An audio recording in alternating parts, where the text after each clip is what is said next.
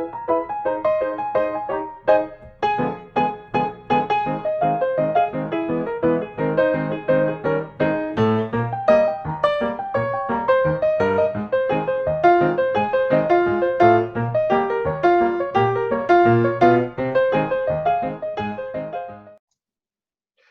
guys, this is Jeremy with Talking Umbrella Travel here with Rick and Brittany. Going to talk about their Disney trip. They just got back from a couple of days at Disney, and so many folks have been asking me about the trip, asking me about what's it like to go to Disney right now. And so I really wanted to have you guys, someone who was there and who has both the good and the bad of what it's like to be at Disney during these, everyone says it, these difficult times.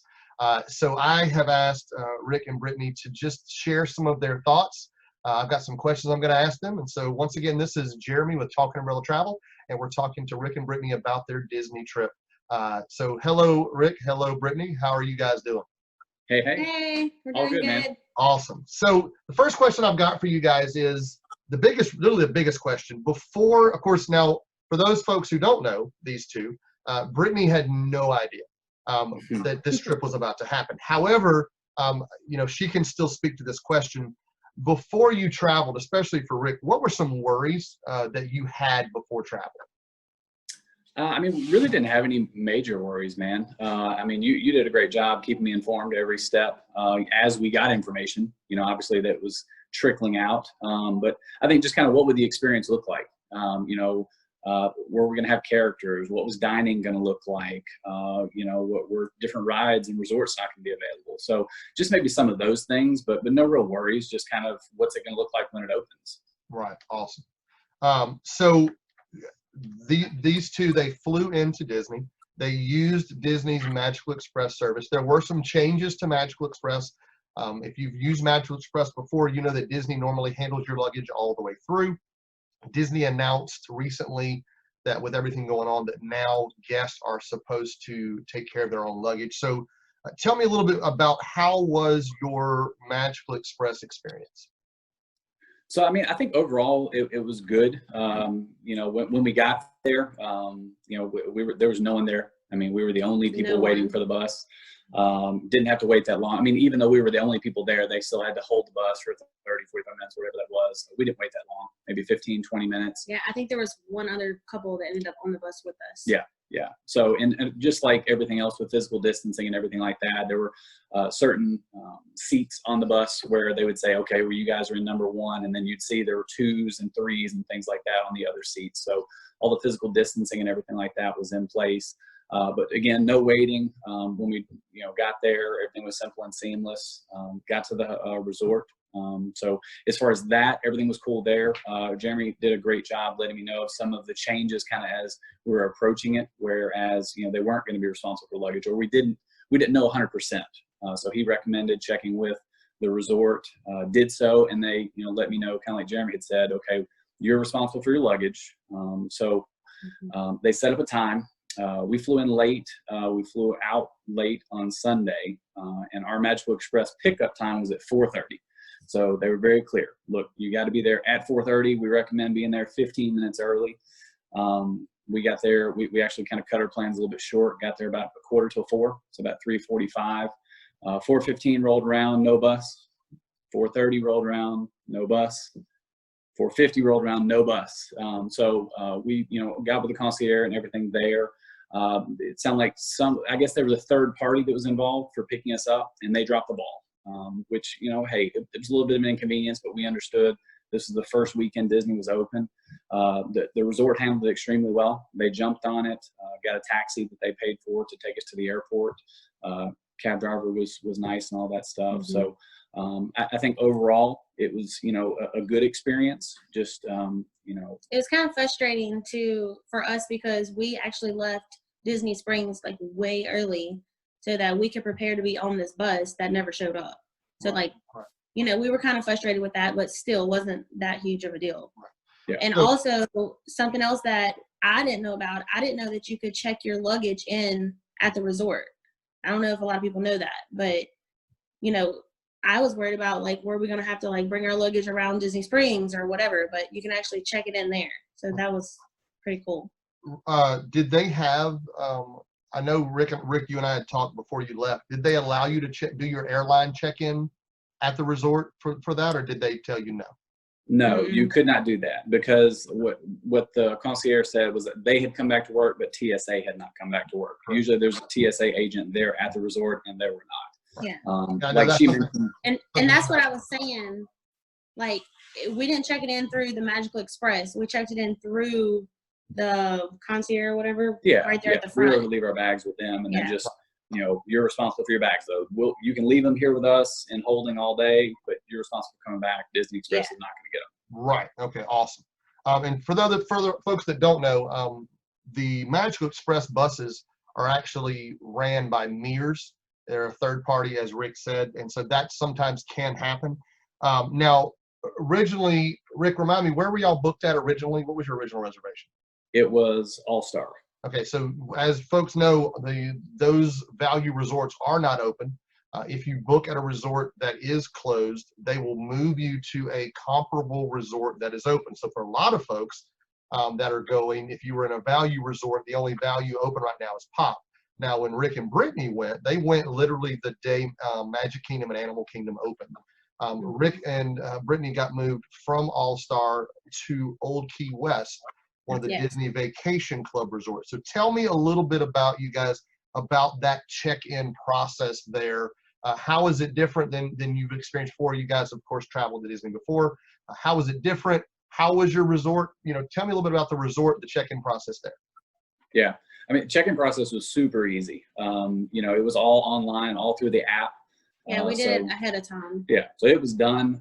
By the time I think we landed, or even maybe before we landed, we had a room number and everything like that. And then we had your magic bands, so you could go straight to the room with your magic bands. That looks different than what we were used to our last time we went last year. It's way different because before, when we stayed at Pop Century, like, we stood in line forever just to check in. So like that, I feel like is a good thing actually. Like, I don't know if that's something they offered before or if it's just something they're offering now because of COVID, but I definitely think that it could be an improvement to their check-in process. Yeah, it was super quick. It's something they've always offered, but they're really pushing that now. Contactless, not being involved one-on-one with somebody. Everything, like we'll talk about this in just a second. Everything is a whole lot more, using that phone, using that magic band to let you see things. How did you like Old Key West? I've never stayed there. As a resort, how was Old Key West? It was okay. Like, I'm just such a huge Disney fan that I actually like Pop. Like, I love how animated it is and all that. So for me to go from that to Old Key West, it was kind of like, I want to be a kid, like, so I feel like it was kind of, I mean, it was a nice resort. it was really nice. Yeah, it was really nice. I maybe don't want to not- talk it down at all. No, it was nice. Not necessarily our speed. Yeah. Because like she said, we like being immersed in, all the characters and all that stuff. And we actually liked it. Pop, at least this is our taste. We liked the big area where you could go in and there's all the different areas and places like that to eat. Old Key West was more, you've got almost like apartments set up to where there's like these, It's all apartment these buildings. Yeah. So you've kind of got that. And then there is the main area where you check in and there's a restaurant and there's like a little place for quick service and stuff like that. It's just a little different vibe. The rooms were nice. They're comfortable and all that stuff. There was a pool and a hot tub. We didn't get to experience it because it stormed, but there was a really cool like playground with the slide. I mean, she and I are kids at heart. So I mean, we were going to go down the slide. We didn't have kids with us, but we were going to do it. Yeah, there's like this huge water slide that looks like a castle. Like, it looks like a sandcastle. It's pretty cool. And they had some cool events and stuff like that too. We did some tie-dye pillowcases while we were killing time waiting for it came out really cute. And a lot of folks that don't travel to Disney a lot, if you want that, as Brittany said and Rick said, that kid, real Disney feel at a resort, the values do that. Pop, All Star, Art of Animation. That's where you're going to get your kid at heart kind of rooms. Your moderate's going to kind of pull you out of that a little bit, still have a little bit more of that. And then your deluxe and your, as Old Key West is, that home away from home kind of resort. It feels more in luxury, more in comfort than it does in Disney. And so the Disney touches are much more refined, much more reserved than they are at, let's say, Pop Century, where there's a gigantic yo-yo out your window. So tell me about the health and safety. How did your resort deal with health and safety for you guys? Did you feel comfortable at the resort? Did you see folks wearing masks, not wearing masks? What was kind of the vibe there health-wise? I mean, I think that they did pretty well with it. Like there was the markers all over the ground, to keep your distance from everyone. Masks were a big deal. Yeah. I feel like the masks were a bigger deal at Disney than they even were at the airports. Oh yeah.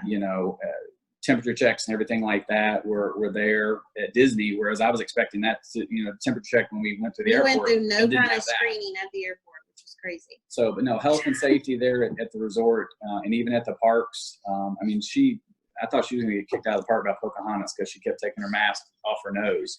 So they're definitely on top of that as far as making sure everyone's got their masks on.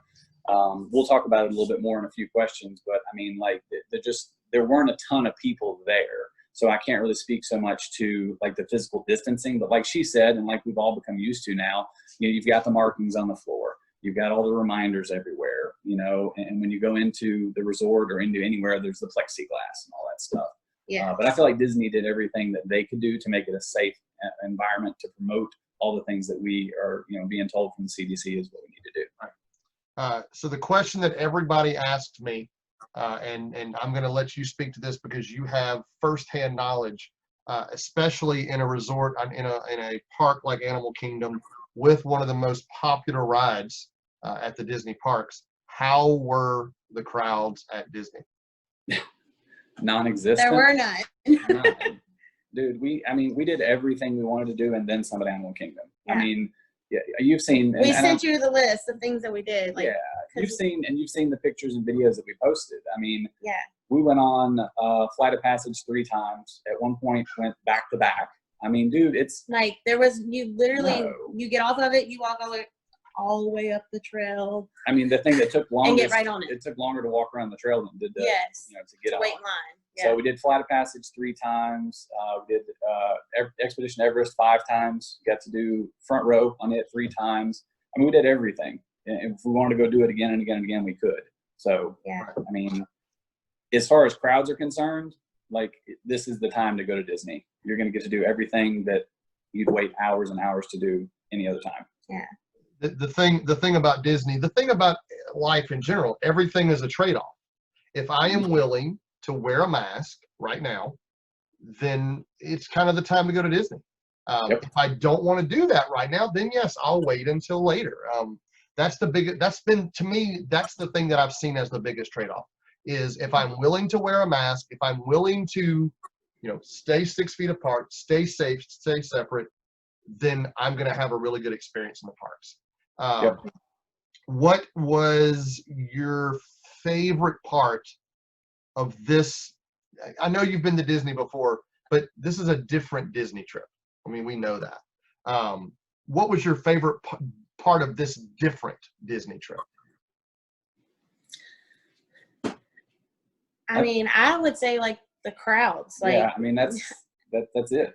I mean, it makes it so much easier when there's not a whole bunch of people there. Like, you're not miserable standing in lines, and it, like, honestly, now's the time to go. Yeah. There's no lines. You're going to enjoy every ride. I mean, I know people that have been and don't get to ride like half the rides there, much less all of them, multiple times. Like, that was probably my favorite part of it. Yeah, definitely. The lack of crowds. I mean, that's absolutely it. I mean, and it's not just on the rides. I mean, it's in the restaurants and stuff like that. I mean, you've got your pick of everything. Wait times for food. Checking out, even at Disney Springs. I mean, Disney Springs was busier than Animal Kingdom was, but I mean, even at Disney Springs, I mean, we were able to get in and out of everywhere. Yeah. I think the only place where we really saw a line is I guess they had some kind of special on Disney masks. So they had like this. That was the only line at Disney Springs. That was it, man. It was like 4 masks for $20. Yeah. Yep, that's right. How was, you mentioned dining, Rick, how was your dining experiences? Like, where are some places y'all ate? How was the health and safety at the restaurants? Talk to me just a little bit about your dining experiences while you were there. Yeah. So the dining was great. Typical Disney. Let's see. So the Saturday that we were there, we did Yak and Yeti was our dinner. So we enjoyed that. So the last time we went, we had kids. And this time I wanted to take her back to Animal Kingdom because she didn't get to ride some of the stuff because we had the kids last time, and we wanted to do some different restaurants this time. Because the Oriental vibe at Yak and Yeti might not be something typically the kids would enjoy, but we enjoyed the food. The service was great. From a health and safety standpoint, it was your typical physical distancing. Tables were separated and things like that. And then on Sunday, we had an early lunch at Sanaa, and it was great. Very, very similar situation. The closest thing to us was like an ostrich or something like that out the glass. Yeah, it was really cool. It was like pecking on the window while we're eating. Yeah. But no, we cool enjoyed place. that. Outside of those two places, I think we hit up just kind of some random places. They don't have the dining plan right now, which was a bummer, but so we didn't experience probably some of the things we would have if we'd had the dining plan, since that's such a great deal. But we hit up some other little, joints for breakfast and stuff like that. But honestly, there was a lot of stuff closed too. Yeah, there's that. But I mean, really, we were having so much fun in the park on Saturday. We kind of looked at each other and were like, wait, when was the last time we ate? We're just riding rides, man. Yeah. And what's nice about being able to sit down and eat, you get to take your mask off. Yeah, there's that too. So I don't know how true it is. Maybe you can tell us about this, but we were able to walk around with our mask down if we were eating or drinking. But I want to say I saw a rule where they changed it to where you can't do that anymore. You have to actually be sitting down. But like I was saying, it's really nice to be able to sit down and rest with the mask for a little while. And there's also resting areas throughout the parks where you can go sit and take your mask off and just air out, and all that. Yeah. That was something cool that I didn't anticipate. And it wasn't until a Disney, a cast member came over and she's like, hey, if you guys want to just take a break, come over in the tent, you can take your masks off. And I was like, okay, cool. So that's a nice little option. If you're not necessarily hungry or want anything to drink and don't want to be around people eating and drinking, you can just go sit in those areas and just chill out without a mask on. So you mentioned Sanaa, and you mentioned Yak and Yeti. Of those two, which one did you prefer? Yak and Yeti, I think. I would probably say Yak and Yeti. Yeah. They were both good. And again, we did some different stuff this time. I've never etten African food It was weird. a day in my life. So it was just an experience, man, to get to go to, to that resort and be able to experience those things and check out the animals and stuff like that. It was really cool. The bread service was amazing though. We loved the bread service. The best thing was the bread at Sanaa with all the, what was it, 9 different dips, I think? Whatever it was. Yeah, I think it was 9. It's 9 different dips and 5 different kinds of naan. That was the one thing I think Rick and I talked before you guys left, and I said, look, if you do anything, I don't know what to tell you to get at Sanaa, but bread service is fantastic. Yeah. Awesome.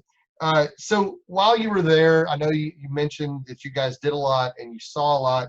Did you have any, while you were there, did you have any concerns that came up that you were like, oh, I wish I knew this, or I wish I wouldn't have seen this, or anything like that? Any concerns came up while you were there? I don't think so. I don't think so either. Awesome. I mean, I think everything we expected kind of happened, and you kind of prepared us for all that stuff too. I mean, I guess the only thing was, again, the Magical Express, but I mean, I had no concerns whatsoever. There was no concern. I know, going into Animal Kingdom, I was kind of thinking that there was gonna be a line or something for the screening process. That's true. There was no line. There's people everywhere, and we literally just walked up, scanned our head for 2 seconds, and then walked through. Super quick and easy. How was bag check? Did they search did they actually put their hands on your bag while you were at Animal Kingdom? I don't think they did. No, that's a good. They did the first time we went to Disney. Mm-hmm. This time, I'm pretty sure. I don't think they did, because she had a little backpack, and I don't remember her taking that off. So, I'm glad you asked that. Let me tell you a little cool thing that I know. They're at Animal Kingdom. Animal Kingdom is the first park to use a different kind of scanning technology. They had the metal detector things that we walked through. 2 poles Yes. that actually are seeing inside your bag as you just walk. And so the only thing that it has trouble, I don't know why, the only thing that has trouble deciphering is umbrellas. And so they ask if you have an umbrella in your bag to take it out and hold it in front of you, and you just walk through. And so there, no one has to actually put their hands on your bag as That's they've done in other neat. parts. So I remember seeing those now that you're saying that. those are being tried out at Animal Kingdom only. And if they do work, they're going to move them. They're going to bring them to all the other parks. And so everyone is raving about that new bag check technology at Animal Kingdom right now. Yeah, that would definitely I think it's speed going to be things up I was going to say a a way ton. quicker process. Yeah, that slowed us down a ton last year. Yes. So, cool. So you're home. You're wearing your together again. Is that right? Together again. Yep. Together Again again, t-shirt. yeah. That's right. There you go. Those are from the parks. They're selling those now. You know, Disney has to find some way to sell merchandise. Oh yeah. They suckered y'all in. They did. Yes. Now that you're home, would you recommend somebody else traveling to Disney during this time? And I know it's July, and I know it's the summertime in Florida. I mean, we're in Louisiana. We know what heat and humidity is. You know, you've been now. Would you recommend somebody having to wear a mask and still going to Disney? Yeah, absolutely. Absolutely. Man. Yeah. I mean, look, she and I mean, we're going and doing. I mean, look, they're scary times. There's a lot of stuff going on, but I mean, we're trying to continue living our lives. You know, we still go out to eat, you know, and do all the things that we're supposed to do. We go out to the store. Look, if you want to go to Disney, go to Disney. This is the time to go. I mean, we've sat here for it's so empty. This amount of time just telling you how amazing an experience it is. Yes, you have to wear a mask, but look, it's Louisiana. We're supposed to wear a mask everywhere right now. For us, it wasn't even that bad. Like we never actually rested at one of the rest areas that they have. Like we never needed to. Yeah. Like we sat down and ate some ice cream or something if we got like hot. Like it's really, really manageable. And to speak to what you said, Brittany, they have changed that policy about eating with your mask. Mm-hmm. They now require you to be stationary and seated. And the reason is people were buying a bag of popcorn and making that popcorn last forever. Popcorn. So they didn't have to wear it. Popcorn law. Yeah. So Disney did have to change that policy. They also changed the policy of what a mask is. A lot of folks like to wear, you know, a bandana or what they call them gaiters, I think. The cloth thing to pull up. Disney has changed their stance on that, and now gaiters and bandanas are no longer allowed to be considered masks at the park. Okay. Universal actually did that too. So Rick, one thing I didn't prepare you for on this question, I'm just going to ask you because you had to do this. You had to make, of course, you guys know, and the folks who are watching now. There's no more fast passes. There's no more dining plan. Now your dining plan or your dining reservations are done at 60 days instead of 180. There's no more fast passes. Now you get what is called a park pass to allow you to go into that park. And so, Rick, you had some experience trying to get an Animal Kingdom park pass for the opening day. Now, everybody that's watching, remember, he was trying to get it for the opening day of Animal Kingdom. But I want to tell you I want Rick to tell you guys what it took for him to be able to get Brittany to Animal Kingdom. Because, by the way, as I told you when we started this, she had no clue. Rick planned all of this. We did all of this behind the scenes. And so he had to get online and make that park pass. And as I've told some folks already, you know, we as travel agents, we're not allowed to make those park passes for you now. The progress and the process is so much simpler now. But Rick, talk a little bit about getting that park pass and what that took to get that done. Man, I feel for you. I know you and I shot text messages back and forth, I guess, for about 5 or 6 hours that first day. Disney had glitches and things like that, you know, with this system. And I know I sent you probably a dozen pictures of a pink castle waiting to load and stuff like that. She has no idea. I told her, like, I came home from work that day and she was like, you know, how was your day? It's like frustrating, you know, and she didn't know why. But I mean, yeah, it was irritating that the system wasn't working properly and all that stuff. But once it came up, I think once you messaged me and said, hey, you know, people are starting to get on there, I was able to get in. It took 5 minutes. It was super easy. I already had tickets and everything like that. You just have to read a disclosure or an acknowledgement or whatever about COVID and the things that they're doing. So I'm sure today, if you were to go on there and do it, it's probably pretty easy. But that first day, for the first day that they were going to be opening back up, it was a little frustrating. It was, and as the travel agent who can't get in there and do it for you, I told Rick it was just as frustrating for me, because here I am trying just whatever I can do, whatever pixie dust I can sprinkle to get that park pass, because I couldn't do anything. So just so you guys know who are trying to get those park passes now, it's a much simpler process. You can get it done. A family did it yesterday, and they were done in like 5 minutes, not 5 hours, like Rick did. Cool. So one more question before I let you guys go, and this is more about letting you brag on me just for a second. You guys have booked trips with me before. This wasn't your first time booking with me. Why so many folks go to Disney? Every day they book their own trip. They do all their own work. And, Rick, Brittany, why use an agent like why use the agents of Talking Umbrella Travel? Why use a Disney travel agent as opposed to booking this on your own? Would you mind speaking to that just for a moment? I say it all the time, but when people hear it from folks that aren't me, it makes it a little bit easier to understand. Yeah, well, dude, I mean, I joke with you. I mean, you're our Disney whisperer, man. Yes.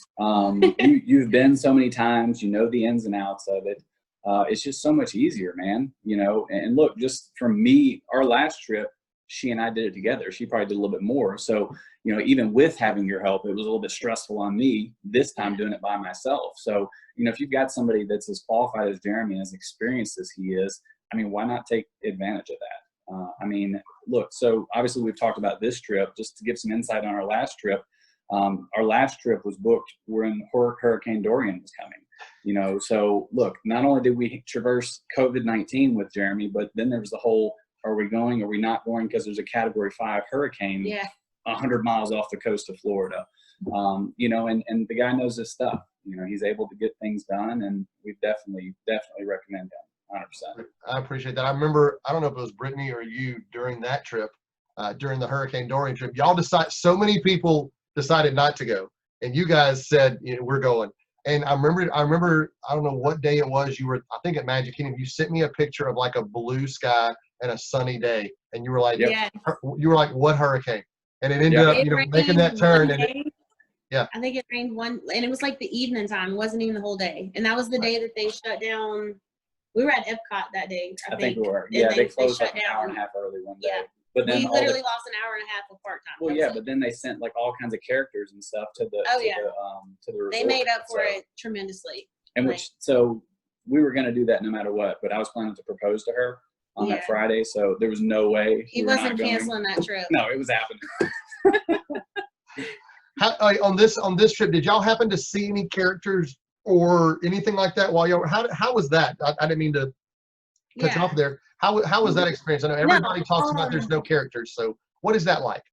So there were basically no characters, but every now and then, as far as Animal Kingdom, I've seen videos of characters riding around on like float type things through Magic Kingdom. I've seen that on Facebook, but as far as us and what we experienced, there were boats that rode around through Animal Kingdom.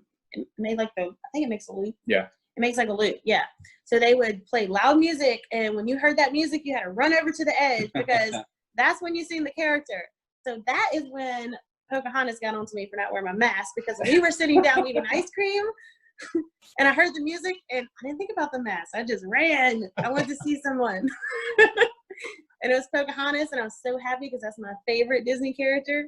There you go. She's like, I'm like, yeah. And she's like, I have a video of this. It's so funny. That's awesome. That's awesome. And the folks that have gone, and for folks who haven't gone, Disney, of course, they don't have character meet and greets right now because of all the different policies that are in place. But they are doing what's called character cavalcades. And each park, you find characters. They will either come down the middle of Main Street, or you'll turn a corner and they're on a green space separated by a fence, and you can get your selfie and you can get your waves in. And what people are telling me who've gone to the other parks is that they actually like the cavalcades almost better than the meet and greets, because you see more characters, and Disney is really pulling out unique characters. Disney knows this is a different time, and so they're really reaching far back and bringing out a lot of their friends you haven't seen in a while. You know, Gaston may come riding down Main Street, or Pocahontas. I mean, when's the last time you saw Pocahontas in the parks since Camp Mickey Minnie went away? So the only thing you're really missing, that people say you're missing, is you're missing those fireworks. Did y'all stay late enough for the Tree of Life? Did you see the Awakening? They don't do it.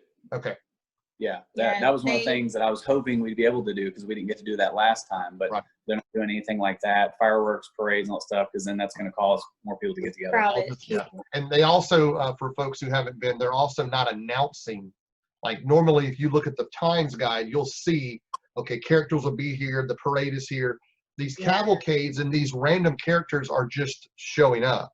Like Brittany said, you'll have some loud music play, and there's Pocahontas, or you'll have some loud music play, and there's the princesses riding down Main Street in a carriage. So the Disney's keeping it very, very random, and very, very surprise, things like that.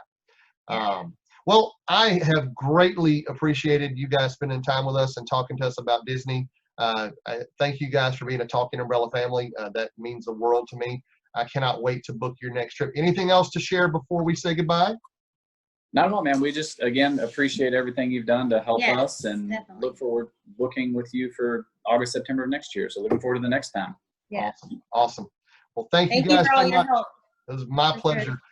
From all of us at Talking Umbrella Travel, this is Jeremy Harper with Talking Umbrella Travel. We've been talking to Brittany and Rick about their Disney experience at Disney's Animal Kingdom and at Old Key West during the craziness that is. So as always, from me and all the agents of Talking Umbrella Travel, stay safe and stay separate.